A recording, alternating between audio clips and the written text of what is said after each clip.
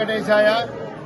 ప్రియ భగవద్ బంధువులారా, ముక్కోటి ఏకాదశిని పురస్కరించుకొని ఈవేళ మన లక్ష్మీ వెంకటేశ్వర స్వామి దేవస్థానం దేవరకోటలో ఉదయం 4:30 స్వామివారి యొక్క తిరువీధి పరిక్రమణ జరిపిన తర్వాత 5 గంటల నుండి స్వామివారికి భక్తులందరికీ కూడా దర్శన భాగ్యాన్ని కలిగిస్తూ ఉన్నాం.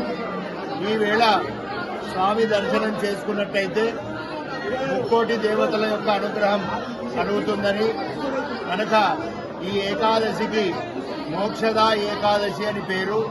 కనుక ఈరోజు ఎవరైతే స్వామి దర్శన భాగ్యాన్ని పొందుతారో వారికి తప్పకుండా మోక్షం కలుగుతుంది అని చెప్పబడుతూ ఉన్నది.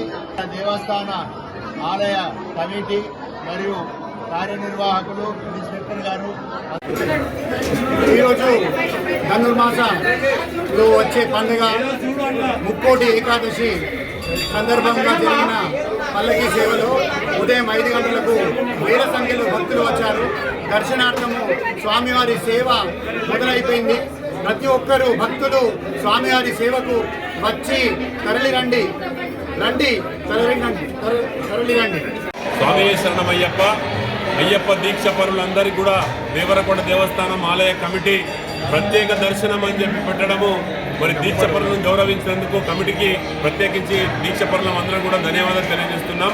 మన సనాతన హిందూ సాంప్రదాయం లోపల వెంకటేశ్వర స్వామి యొక్క భక్తి ప్రపత్తులను కలియుగం లోపల చాలా పెంచాల్సినటువంటి అవసరం ప్రతి ఒక్క హిందూకు ఉన్నది. కాబట్టి ప్రపంచంలోనే అత్యంత విలువైన దేవుడు తిరుమల తిరుపతి దేవస్థానం కాబట్టి ఆయన యొక్క క్షేత్రం అన్ని ఎక్కడ ఉన్నా కూడా అక్కడ వైభవంగా ఈరోజు వైకుంఠ ఏకాదశిని పురస్కరించుకొని వైష్ణవాలయాలన్నీ కూడా భక్తులతో కిక్కిరిసిపోతున్నాయి. కాబట్టి ఇంకా ధర్మం పెరగాల, భక్తులు పిల్ల పాపలందరూ కూడా ఈ ధర్మాన్ని ఇంకా ఆచరిస్తూ ఈ ధర్మాన్ని దేశాన్ని కాపాడాలని చెప్పి మరి మీ ద్వారా హిందూ సమాజానికి తెలియజేస్తున్నాం. స్వామి శరణమయ్యప్ప.